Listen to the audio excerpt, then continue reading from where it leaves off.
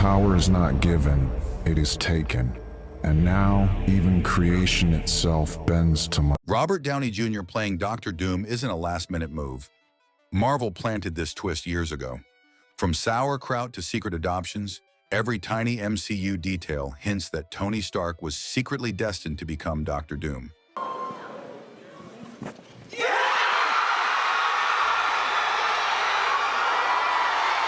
And here's where it starts to get wild. RDJ as Doctor Doom didn't just happen because Marvel needed a headline. Kevin Feige and the Russo brothers have been circling this idea for years, quietly setting it up. You've got to remember, Downey was almost the Doom of the Tim Story Fantastic Four films. Think about that. He was that close to this role long before the MCU even hit its stride. And then comes Endgame. Those little Easter eggs, the timing, the way Tony's story was framed, they were planting seeds for this heel turn, decades in the making. Marvel wasn't improvising, they were threading a needle. Mr. Stark. Stark was weak. He died for your sin. But here's where it flips everything on its head. The Tony Stark adoption theory isn't just fan wishful thinking. It lines up with comic precedent and MCU hints. Think about why Doctor Doom would need to look like Tony Stark. Why Robert Downey Jr. specifically? It makes perfect sense if Tony, as we know him, wasn't actually Tony at all. That pregnancy scene with Maria Stark, the one where Tony's face goes completely blank, confused? What if that child she's carrying isn't Tony, but another baby, someone fated for a different path entirely? Enter the idea that Tony was adopted. Marvel could have plucked this child from Latveria, the home of Victor Von Doom, and raised him as Tony. And when you connect the dots to Doomsday, it explains why RDJ can return as a variant, embodying both Tony Stark and the true Doom. Every little detail suddenly clicks.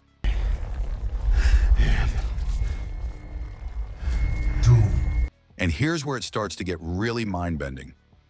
During the Endgame time heist, Tony and Steve jet back to 1970 to grab the Tesseract, right? But as soon as Tony sees his mom, Maria Stark, he freezes. That confused look on his face. Like everything he thought he knew just got yanked out from under him. He actually asks, "How far along is she?" And you can almost hear his brain spinning. How is my mother pregnant now? It's one of those tiny moments most people might have shrugged off. But for fans paying attention, it screams timeline weirdness. Something's off. And that's the beauty of Marvel. They hide these little breadcrumbs in plain sight, dropping hints that the timeline isn't as neat as it seems. Tony's confusion? It's the first real nudge that maybe, just maybe, this isn't the Tony we think we know. But wait, it gets even trickier. Have you ever noticed how dates are written differently around the world? In the US, it's month/day/year, but most of the world flips it. Day/month/year. So on April 7th, 1970, that Tony and Steve travel back to, maybe it's not April 7th, it's July 4th. And yes, that would be Captain America's birthday, which just feels like Marvel rubbing its hands together with glee. Suddenly, all the little details make sense. Howard Stark is carrying flowers, apologizing for working on a holiday, and that can of sauerkraut. He's not just being a weird dad, he's celebrating July 4th in style. It's subtle, it's clever, and it's exactly the kind of micro detail Marvel loves to use to bend our minds. Those tiny cues tell a story if you're paying attention. And they set the stage perfectly for the bigger Tony as Doom theory. And yes, the sauerkraut. You might laugh, but it's actually a big clue. Howard carrying that little tin isn't random. Sauerkraut is a classic 4th of July topping for hot dogs. It's a tiny, mundane detail, but it's exactly what Marvel does. They plant these subtle, real-world cues that connect directly to timeline logic. That one piece of food suddenly reinforces the idea that this scene is on July 4th, not April. And if it's July 4th, Tony's confusion about his mom's pregnancy suddenly hits differently. Every tiny detail, from the flowers to the sauerkraut, is Marvel whispering in our ears. Pay attention, the pieces are coming together.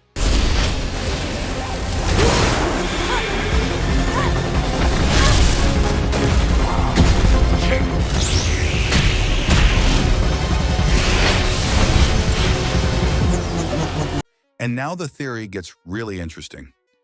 In Marvel Comics, Tony Stark was actually adopted, a detail that completely changes how we might view the MCU. If Marvel decides to pull from this comic precedent, the implications are huge. Imagine that the baby Maria Stark is carrying in 1970 isn't Tony at all, but a gifted child from Latveria, destined to become Victor Von Doom. This twist would instantly justify why Robert Downey Jr. fits Doom so perfectly, while still honoring established lore.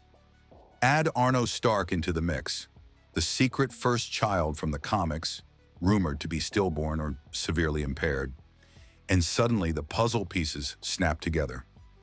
Howard Stark, grieving and desperate, adopts the Latverian child and raises him as Tony Stark, carefully shaping his intellect, personality, and ambition from the very beginning. Tony's brilliance, flaws, and emotional struggles stop feeling accidental and start feeling engineered. This theory becomes even stronger when Latveria enters the picture. In this version of events, the child who should have grown up in Latveria instead grows up in America. That single shift alters everything. Sokovia, as we know it from Age of Ultron and Scarlet Witch's backstory, may never become what it was. Meanwhile, Stark weapons, Ultron, and global devastation cast a long shadow over what Victor Von Doom's life could have been. The MCU suddenly becomes a story about cause and effect across timelines. A boy who might have ruled or reshaped Latveria instead becomes Iron Man, unknowingly tied to the very tragedies that mirror Doom's destiny. It's layered, tragic, and incredibly smart storytelling. Howard Stark's role becomes even more chilling in this context. His famous line, "What is and always will be my greatest creation is you," takes on a darker meaning. In the comics, Howard experimented on Arno Stark, so it's not a stretch to imagine he did the same with Tony. Every burst of genius, every emotional flaw, every instinct to build and lead could be part of Howard's design. Tony becomes a living reflection of his father's mind and ambition, explaining why he's both extraordinary and deeply broken. Now take it one step further. In an alternate timeline, Victor Von Doom is never adopted. He grows up as Doom, free from the Stark influence. Without Tony's science-only mindset, he embraces both technology and mysticism, becoming the classic Doom fans know: brilliant, ruthless, and powerful. Marvel has already laid the groundwork for this kind of character. And finally, the wildest twist: dreamwalking. RDJ's Dr. Doom may not be a simple variant. He could be projecting his consciousness into the scarred, empty body Tony left behind after Endgame. Tony's soul is gone, but the body remains. Doom steps in, giving Marvel the perfect reason for Doom to wear Tony's face. It's nostalgic, tragic, and terrifying all at once. And it perfectly explains why RDJ returns, not as Iron Man, but as Doom. And here's the linchpin: Tony's snap in Endgame. For a brief, universe-shattering moment, Tony becomes omnipotent, holding 6 Infinity Stones. That single act doesn't just save lives, it opens the door for alternate timelines to exist, timelines that were previously erased or impossible. One of those timelines contains Victor Von Doom. His astral form, surviving the pruning of his universe, feels the snap ripple across realities. It's the perfect trigger for Doom's consciousness to inhabit Tony's body, merging timelines, realities, and destinies into one. This moment ties the multiverse saga together, connecting Tony's sacrifice, the chaos Loki set in motion, and RDJ's Dr. Doom debut in a seamless narrative. Every subtle MCU hint, every Easter egg suddenly clicks. Tony's snap isn't just a heroic moment, it's the spark that allows Doom to rise, bringing magic, tech, and vengeance into the MCU all at once. And here's where it all ties together. The Russo brothers have actually confirmed that Tony's snap in Endgame isn't just a heroic finale. It's directly connected to Doom's arrival. That one moment bridges Endgame, the chaos of the multiverse, and RDJ stepping into Doom's armor. Think about it. Doom isn't just any villain, he's the interventionist, preventionist, my way or the highway type. The kind of character who reshapes entire realities according to his vision. And now, with timelines untethered post-snap, Marvel can finally explore that. This is the setup for Doomsday and Secret Wars, integrating Doom into the MCU's multiversal battles fully and giving us a villain whose motives, genius, and sheer power feel like a natural evolution of everything we've seen in Tony Stark's journey. Every seed planted in past films suddenly blooms in the multiverse. Boy, don't be afraid. I'm a friend of your father's.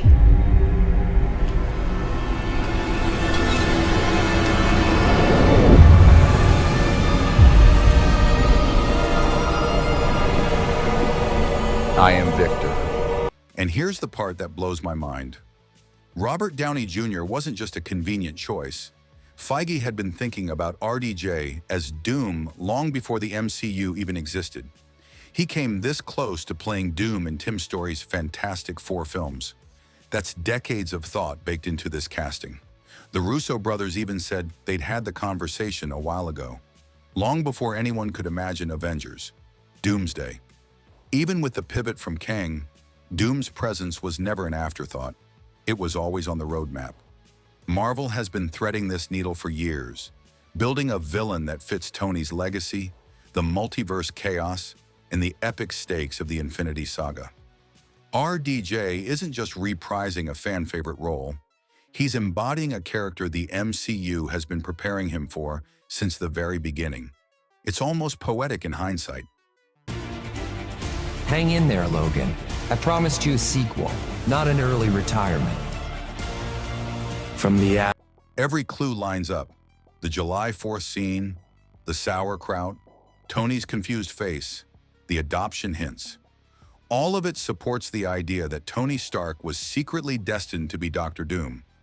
Marvel has been dropping breadcrumbs for years, weaving comics, timeline logic, and Easter eggs into a slow-burning narrative. RDJ's casting doesn't just make sense. It ties the Infinity Saga, the multiverse, and Doom's comic essence into one masterful plan. What we're seeing isn't a coincidence. It's the MCU pulling decades of storytelling threads together for one epic reveal. So Tony Stark was never just Iron Man. He was destined to be Doctor Doom all along. From Howard's experiments to timeline tweaks, every detail points to Marvel's master plan. What do you think? Was Tony secretly Doom the whole time? Or is this just fan theory magic?